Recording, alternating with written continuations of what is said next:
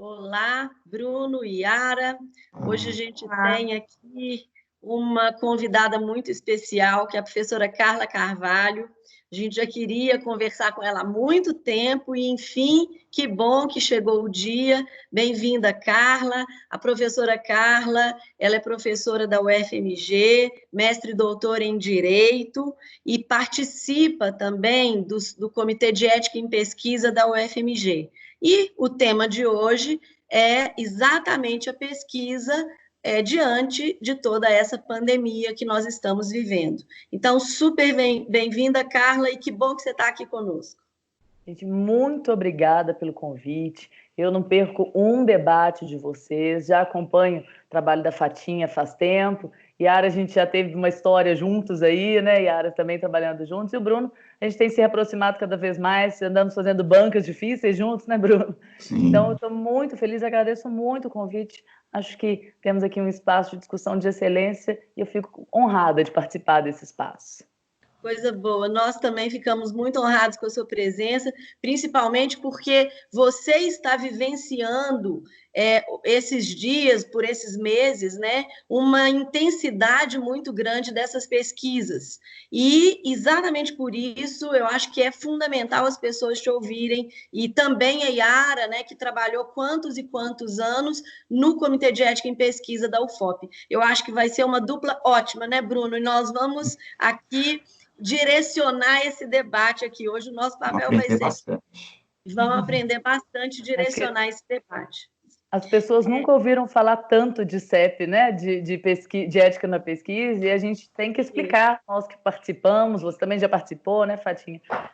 Como que isso funciona para que as pessoas se sintam seguras em torno do Isso que está aí. acontecendo. Isso aí, eu acho que você já lançou o primeiro ponto, Carla. Eu queria que você nos explicasse para todo mundo que nos ouve, a distinção entre CEP, CONEP, o papel de cada um deles, né? E dali para diante a gente desenvolve essa conversa. Por que que eles existem, né? Exato. Já ia até dizer isso. Primeiro, a gente tem que pensar por que que existe um sistema que a gente chama, né, do CEP-CONEP. E isso vem de uma questão histórica longa, que tornou necessário que as pesquisas passem pelo crivo de um comitê de profissionais que analisem se elas respeitam os seres humanos que estão por ali participando. Se a gente busca, e aqui para qualquer leigo, um Google serve, né? Pesquisas durante o nazismo, pesquisa da sífilis na população negra americana e várias outras situações, ética na pesquisa de uma forma ampla, a gente vai encontrar relatos e registros de situações atrozes que aconteceram na história. E, em geral, a gente sempre vê que populações mais vulneráveis eram especialmente atingidas por pesquisas feitas na década de 50 do século passado, não, não tendo parado exatamente essa situação depois, né?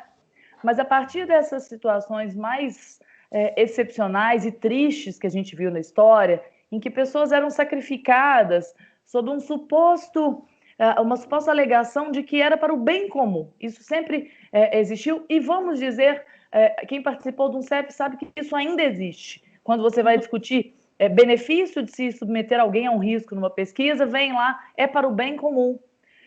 Mas esse bem comum, essa ideia de que eu vou imolar um cordeiro, não é isso? Para salvar todos os demais, ela não é sempre ética. Isso não é aí algo que nós devemos permitir sempre. Por que que uma pessoa ou um grupo de pessoas, especialmente às vezes quando a gente busca de um certo gênero, de uma certa raça, com uma certa vulnerabilidade, por que que esse grupo tem que ser sacrificado para um bem coletivo? Há uma forma de buscar o bem coletivo com o menor sacrifício? A gente tem que sempre pensar, isso é pensar a ética na pesquisa. Então, a partir de toda a evolução histórica que aconteceu em torno disso, em que foi se criando comissões para discutir quais deveriam ser os critérios para a garantia da ética na pesquisa, se criou a necessidade de se estabelecerem comitês que analisassem esses protocolos de pesquisa para verificar se eles cumpriam os requisitos básicos para que se pudesse afirmar serem éticos. No Brasil, especificamente, essa discussão foi acontecendo Mas, de forma oficial, o Conselho Nacional de Saúde criou uma resolução em 96, que é a Resolução 196, que fala sobre a necessidade de se atenderem certos ditames, princípios e regras de ética na pesquisa.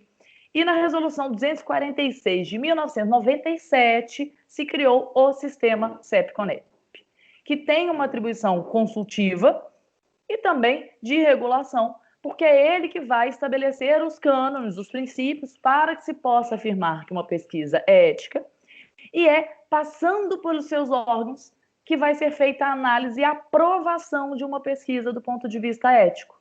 Nós temos os CEPs, que são feitos nos âmbitos das diferentes instituições que praticam ética na pesquisa, como a UFOP tem, a Yara participou, como a PUC tem, a professora Maria de Fátima já participou, e como a FMG tem, e eu participo hoje.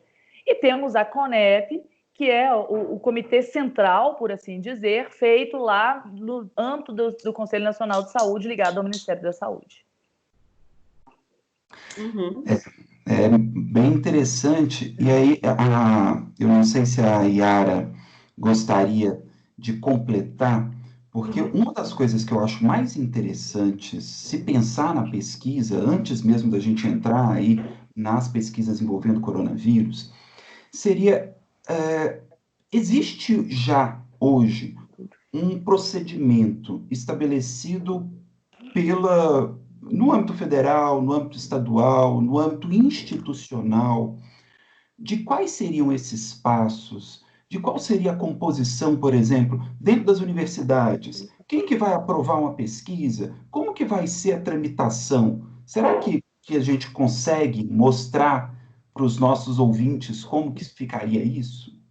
Sim, eu acho que o grande objetivo desse diálogo, né, Carla, é justamente mostrar como é fácil obter as informações sobre as pesquisas, né?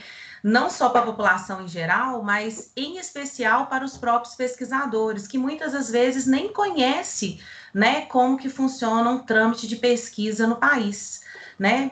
Enfim, depois da resolução 9696, que foi, vamos dizer aí, né, o início, né, da questão ética em pesquisa no Brasil, nós tivemos em 2012 a revisão, né, dessa resolução. Hoje, a resolução, né, do Conselho Nacional de Saúde, que vai regulamentar o sistema CEP, dos comitês de ética em pesquisa das instituições, e do CONEP, que é essa comissão central, como disse muito bem a Carla, nós temos a resolução, então, 466/2012. Para pesquisas que envolvam a área de ciências sociais, né, e especial, principalmente com a aplicação de questionários, aquelas pesquisas menos invasivas ao corpo humano, mas que invadem, sim, o ser humano na sua intelectualidade, né, nós temos ainda a resolução 510/2015.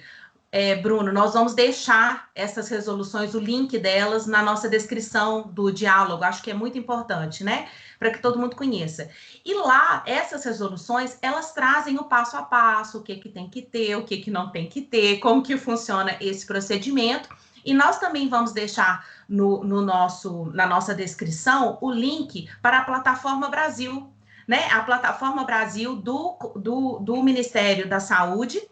Ela vai trazer, ela tem várias informações, tem inclusive manuais de passo a passo, tanto para o pesquisador quanto para os participantes da pesquisa.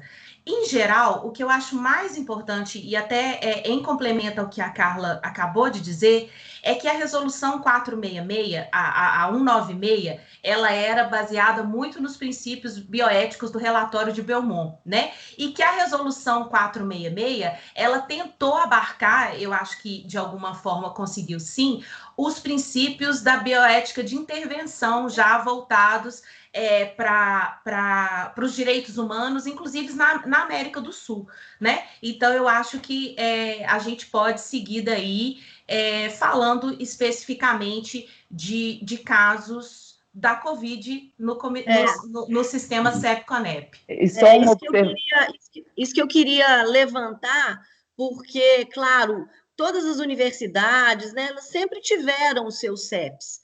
né? Só que agora, em razão da pandemia, há uma luta, há uma busca incessante para se buscar a ideia da vacina, ou qual medicamento que vai ser utilizado, enfim, quer dizer, aparentemente, né, houve uma demanda, ou está havendo uma demanda de pesquisas muito grande. E aí, a ideia é essa, quer dizer, Carla, o que você vê hoje na UFMG, basicamente, já que é o seu centro aí, né, de estudo, seu laboratório aí, como é que estão essas pesquisas? Para depois a Yara complementar aí com todas essas notícias que a gente tem visto por aí.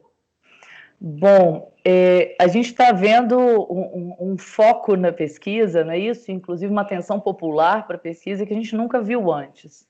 Estamos aí, muitos, a maioria em casa, em distanciamento, ligados na internet e ligados na Covid, né? Tudo que acontece na Covid é foco de atenção, especialmente quando se fala em tratamentos, em desenvolvimento de vacina, em fármacos, etc. Qualquer jornal, qualquer noticiário, qualquer revista de notícias que a gente buscar, certamente ele vai dispensar um tempo substancial para tratar disso. E essas pesquisas para desenvolver tratamentos e vacinas, todas têm que passar por comitês de pesquisa em qualquer parte do mundo. E até complementando o que a Yara falou, a gente ainda tem, acho que talvez pelo desconhecimento em torno da pesquisa, muitas sensações, às vezes, de que passar um projeto por uma CONEP ou pelo CEP local é uma burocracia que atrasa a minha pesquisa. Eu já ouvi milhares de pessoas falando. Mas é por isso que eu falo tanto que as pessoas têm que ver a história da ética na pesquisa para entender como isso é importante. E agora não é diferente. Mas, infelizmente, às vezes a gente vê pesquisadores que não estão tão preparados para isso. Como a Yara disse, lá na Plataforma Brasil tem tutoriais, tem o passo a passo, o que você precisa. E, às vezes, a gente manda de volta muito projeto, não porque o projeto é errado em si, mas é porque faltou um documento que não pode faltar. Que sim, são documentos que não podem faltar justamente para que eu consiga analisar se ele cumpre os requisitos da ética. Mas documentos que são simples de fazer, que poderiam ser adequados, e certamente isso atrasa um pouco também, às vezes, o cronograma de pesquisa, porque uma pesquisa normal, o cronograma dela pode ser até tranquilo. Vamos pensar, num doutorado, em que você tem 4, 5 anos para fazer, você usar ali seu primeiro ano para obter aprovação e usar os outros 3 para fazer o campo da sua pesquisa, pode ser até tranquilo. Mas no momento de Covid, as pesquisas já estão chegando para a gente com cronogramas assim. Eu avaliei ontem uma pesquisa, ontem era dia 10, em que no cronograma dela já estava previsto que a coleta de dados começava dia 8. Eu falei, peraí, não tem jeito. Então, o que a gente está vendo é um boom agora, porque é um grande número de pesquisas com cronogramas muito apertados para início imediato. A CONEP, ela resolveu, num primeiro momento, juntar e atrair para si a competência de analisar todos esses protocolos que tivessem relação com a Covid. Acho que foi uma cautela que ela tentou ter no começo, tentando buscar 2 aspectos. Celeridade, porque ela tem ali um membro de pessoas muito especializadas que estariam por conta disso. Ela mesma divulgou que eles estavam atuando e se reunindo 7 dias por semana, então não tem domingo nessa história. E também para tentar ter um rigor, um critério e uma uniformidade nas análises. Ela tentou concentrar nela essas análises, mas essa tentativa foi em vão, porque o número de protocolos é enorme. Então, ela resolveu, agora, a partir do dia 14 do mês passado, fazer uma distinção e chamar os CEPs para participar dessa análise da Covid. Então, ela mantém o que ela já tinha antes, que eram os protocolos de áreas temáticas especiais, e mais alguns outros protocolos, uma lista. Esse informe Carla, vou compartilhar aqui com todo mundo. Ia pedir agora, Yara, para compartilhar. Tem um informe, gente, tudo isso está no site da CONEP, é fácil de buscar. O que a CONEP vai analisar? Então, se forem as áreas temáticas especiais, vou dar como exemplo, genética e reprodução humana assistida, tem que ir direto para a CONEP, não é só no CEP local. Aqueles que o Ministério da Saúde indica, o que mais acontece agora, que está todo mundo preocupado, os ensaios clínicos. O que são os ensaios clínicos? São os experimentos em que nós vamos aplicar certas substâncias na pessoa humana para verificar se aquele fármaco, se aquela vacina funciona ou não. Os protocolos na área da saúde mental e outros que o CEP entendam vão para a CONEP. Fora disso, e nós estamos tendo várias pesquisas além dessas áreas relacionadas à Covid, os CEPs vão poder atuar. E dentro dos CEPs locais, primeiro que mudou o nosso fluxo de atuação, porque a gente tem que ter muito mais celeridade que o normal. Hoje nós temos 7 dias para entregar pronto, e entregar pronto significa que um membro do CEP foi designado relator para fazer a análise do projeto. Outros membros, um ou vários outros membros do CEP, revisaram esse relatório. Há uma discussão colegiada e então a avaliação é entregue. Isso tudo em 7 dias. É um prazo curto, não tem fim de semana também nessa análise. Mas porque o número de pesquisas é muito grande. Então, aqui no CEP UFMG, a gente fez um comitê, somos 8 dos membros do CEP que estamos vinculados agora a essa análise COVID, e recebemos aí nesse fluxo diário as análises, que podem gerar uma aprovação imediata, podem gerar pendência, que é quando eu levo para o pesquisador diligências que ele vai ter que cumprir para uma nova análise do CEP, ou podem gerar, numa situação limítrofe, que não é o mais comum, mas pode acontecer, uma reprovação do projeto.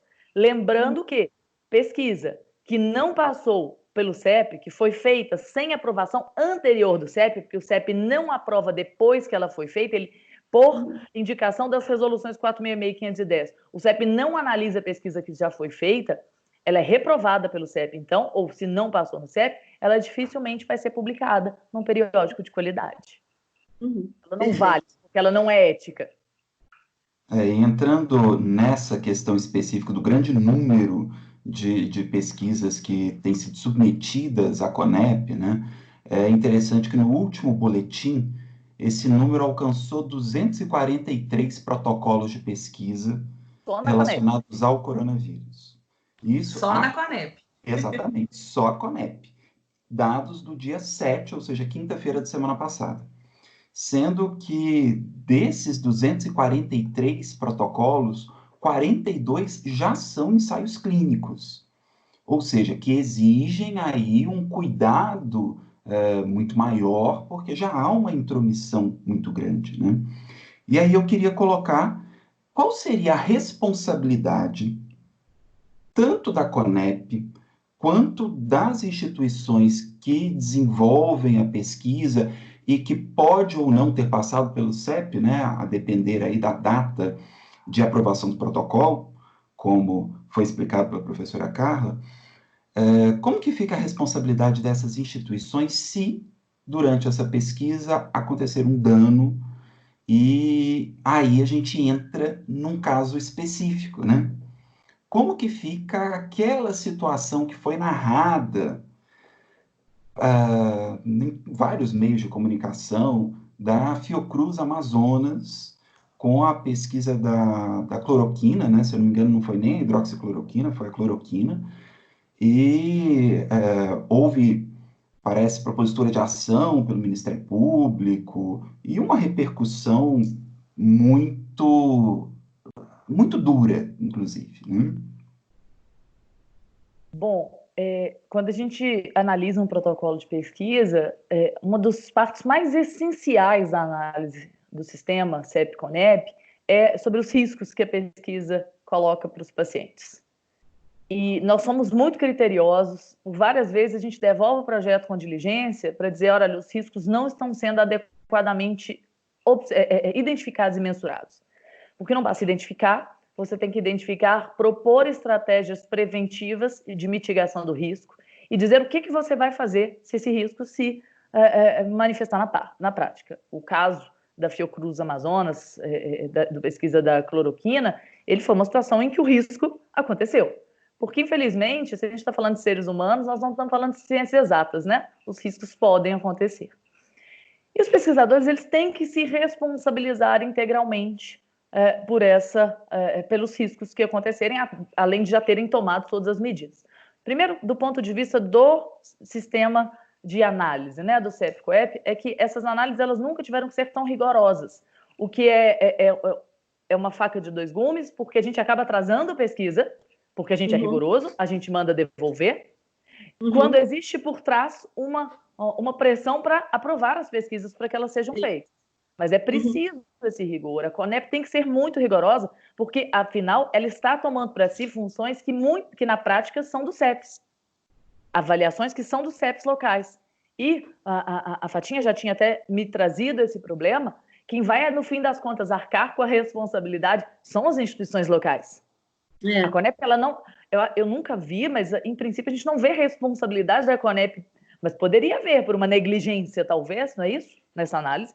Mas a gente está entendendo que essas análises são rigorosas e que, então, há ali sempre uma mensuração desses riscos. Mas, de fato, mesmo com uma análise muito rigorosa, a gente não tem como dizer que não existe risco numa pesquisa, até porque esse é um princípio das resoluções da ética na pesquisa. Não existe pesquisa sem risco. Como eu já analisei, né, e Yara e Fatinha também já analisaram, termos de consentimento livre esclarecido, TSLE, que fala assim, não há risco. Existe. Não tem um risco de constrangimento ao responder um formulário, você vai ter, enfim. Então, a gente não está dizendo que tem como zerar o risco, a gente tem que minimizar. Mas que mesmo minimizado, especialmente em ensaios clínicos, esse risco sempre vai acontecer. E aí uma garantia que também está nas resoluções próprias é que o paciente tem que ser indenizado. Isso não significa, e aí volto no que você falou, que a gente deve também começar a colocar os pesquisadores numa berlinda como se eles forem... Eu já vi gente chamando de assassinos certos pesquisadores, isso é muito triste, porque, na verdade, não há intencionalidade. O que o pesquisador tem que fazer é que, se algum resultado adverso manifesta, ele automaticamente tem que suspender o protocolo, pelo menos em relação àquele grupo, e notificar o CEP e o COEP desse efeito adverso para que novas considerações sejam feitas. Mas, sim, uma garantia essencial do sistema é que o participante que tenha sofrido dano seja indenizado. E aí a gente vai ter a responsabilidade individual do pesquisador e também das instituições que estão por trás, né? Algumas pesquisas que têm financiamento, elas têm se valido muito dos seguros, né? Porque nós já temos, inclusive no Brasil, é uma coisa que vem importado, né? Principalmente dos Estados Unidos, mas nós temos no Brasil já seguros de responsabilidade civil em pesquisa, né? E nós temos esse oferecimento desse produto aqui no país. Só que nem todas as pesquisas são financiadas, nem patrocinadas, né? Nem todas as pesquisas conseguem se valer desse seguro. Então, é muito importante frisar, então, que por mais que o protocolo de pesquisa seja aprovado por um sistema central, lá em Brasília, dentro do Ministério da Saúde, e não seja avaliado especificamente pelos comitês de éticas institucionais, né? A responsabilidade, esse é um grande avanço da resolução 466, né, Carla?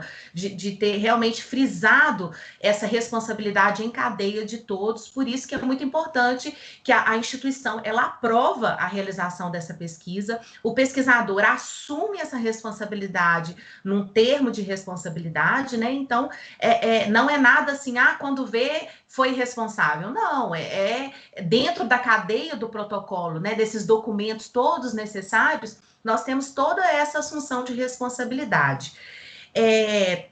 E eu acho muito importante a gente falar desse caso da Fiocruz do Amazonas, Carla, se você quiser até contar um pouquinho mais para nós, porque houve, parece, uma divulgação de um conflito, eu vou falar assim, até de uma fake news, né, em relação a esse caso, o que denota a importância, né, de que todas as pessoas, qualquer um do povo, né, qualquer um da população aí pode ter acesso a quais são as pesquisas que estão sendo realizadas no Brasil hoje sobre Covid.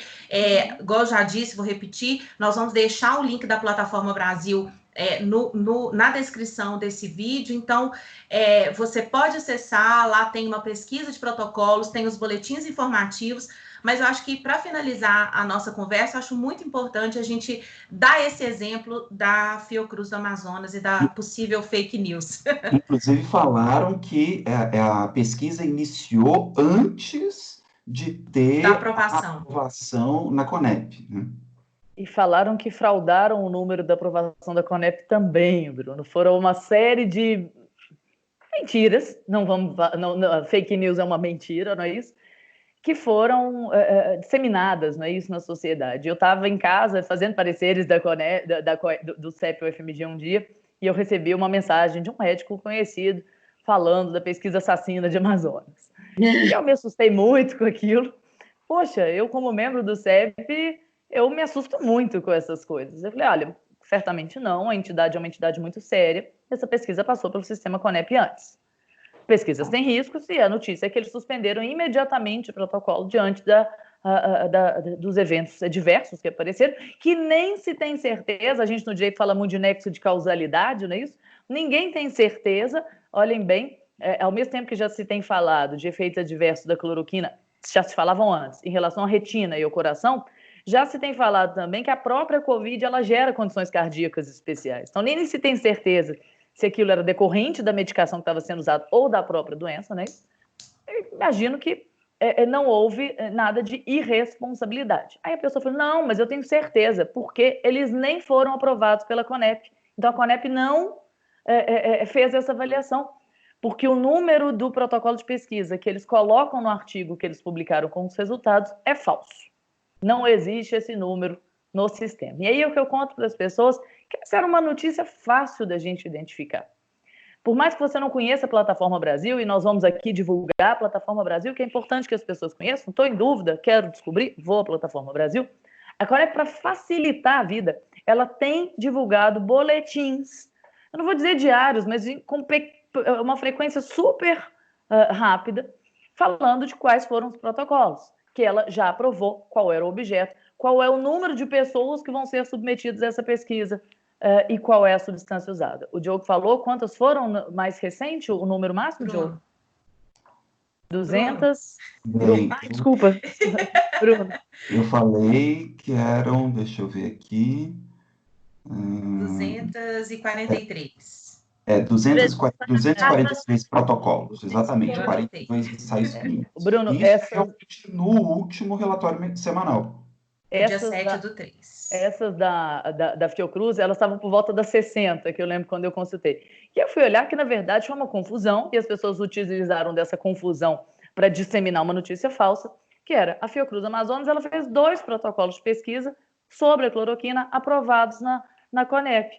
Eles pegaram o número que estava na pesquisa e compararam com um dos protocolos que estavam lá no boletim e falaram, o número está falso, mas na verdade correspondia ao do outro. Olha como é que era uma coisa fácil da gente esclarecer. Era simplesmente ir lá num documento que está público, qualquer um pode buscar, mas as pessoas foram induzidas a entender que houve uma falta de eticidade. E isso gerou uma proporção tal que o Ministério Público eles tomam portaria chamando os pesquisadores de lá para prestar esclarecimentos. Gente, eu não estou dizendo que, em forma alguma, o Ministério Público poderia atuar nessa situação, mas eu acho que foi um pouco precipitado, porque, na verdade, essa primeira análise da responsabilidade ela tinha que passar pela CONEP. Esse efeito adverso ele tem que ser notificado, ele gera uma notificação na CONEP, e se a CONEP entender que houve aí uma negligência, um dolo, eventualmente, ela mesmo poderia fazer essa passagem para o Ministério Público. O que ficou parecendo, e é extremamente perigoso pela portaria que chamou-os a esclarecimento, é que começou a gerar um constrangimento e uma intimidação dos pesquisadores, que estão aí, gente, buscando desesperadamente, incessantemente, respostas, como a gente começou falando no começo, né? Até às vezes com uma tranquilidade, mas por uma doença que tem uma letalidade substancial no país e que precisa de respostas rápidas. Então, eu não estou dizendo que isso justifica pesquisas irresponsáveis, mas que a gente também tem que tomar cuidado em incriminar esses pesquisadores se eles estão tomando as precauções devidas. E é uma perda de energia muito grande, né? Quer dizer, o tempo que se gasta falando, né, dessas fake news acaba sendo muito grande, a gente perde muita energia. Eu sei que o andar aí nós estamos, né, avançando nessas discussões. Eu gostaria de conversar com vocês, né, sobre a ideia de resultados de pesquisa, já que o Bruno levantou a questão dessas notícias, né, vindas dessa pesquisa de Manaus, e a Yara falou, a Carla complementando, e o resultado dessas pesquisas? Como é que eles ficam? Mesmo que o resultado seja diverso àquilo que se propôs, ele deve ser publicado? Sim, é essencial que seja, né? Quando a gente faz pesquisa, a gente começa lá na monografia de graduação, não precisa ser uma pesquisa aplicada, A gente cria uma pergunta, um problema, não é isso? E a gente cria uma hipótese. E um problema grande que, às vezes, no início da pesquisa, a gente custa entender é que quando a gente cria uma hipótese, a gente tem uma resposta preliminar do nosso estudo, que a gente tem que estar pronto e disponível para contrariar. E que, quando eu contrario, meu trabalho não perde-se. As pessoas acham que se eu não confirmo a minha hipótese, é porque minha pesquisa não foi boa. E, na verdade, refutar a hipótese, eu acho que é uma pesquisa melhor ainda, porque quer dizer que ela passou por cima das suas preconcepções, muitas vezes, e você conseguiu provar algo contrário. Então, é muito importante. Pensando em outro tipo de pesquisa, que não é a que a gente faz normalmente no direito, mas que a gente analisa, né, nos ensaios clínicos sobre medicações, provar que uma medicação não surtiu efeito ou que teve efeitos adversos relevantes, talvez seja até mais importante no sentido de prevenir a má utilização dessas substâncias. Então, é essencial, além de que essa pesquisa tenha sido aprovada antes do sistema, que ele tenha sido publicado. Então, isso não é simplesmente uma recomendação, mas é um compromisso, uma obrigação do pesquisador fazer a publicação. E voltando ao caso da Fiocruz do Amazonas, foi exatamente isso que aconteceu. Eles não terminaram, não finalizaram ainda o protocolo de pesquisa, porque, só para o leigo entender, eles utilizavam a cloroquina em 2 dosagens dos pacientes. Apenas em uma das dosagens, ela manifestou rapidamente um efeito adverso e foi suspensa. Na outra dosagem, a pesquisa prosseguiu, mas com compromisso com a transparência, com a veracidade, com a difusão da pesquisa, eles já publicaram os resultados parciais no que se refere àquela primeira dosagem que demonstrou efeitos adversos. Isso é muito importante, porque nas próximas avaliações da CONEP ou de outros países, porque essas pesquisas são publicadas em veículos internacionais, esse documento vai ser analisado para aprovar ou não que aquela dosagem seja utilizada. Já parte dali, né, de um resultado já dado, né? Bom, Carla, foi muito bom conversar com você, com a Yara, com o Bruno, claro, né, o nosso trio aqui, com essa presença sua que foi muito enriquecedora, e nós esperamos contar com você em outro momento, porque esse tema, ele é um tema ele é infindável, tem muita coisa para a gente discutir, e 30 minutos é muito pouco. Com certeza, acho que agradeço mais uma vez o convite. Sei que dos nossos papos, em geral, a gente poderia ficar horas aqui falando. Aí mais aguçar, não é isso? Para as pessoas e falar, olha, você pode ir no Google que você vai achar informação sobre isso, pode ir na Plataforma Brasil difundir informação de qualidade, não é isso? Obrigada, gente. Isso. Obrigada. Muito obrigada, Carla. Grande abraço e até a próxima. Até. Tchau, tchau.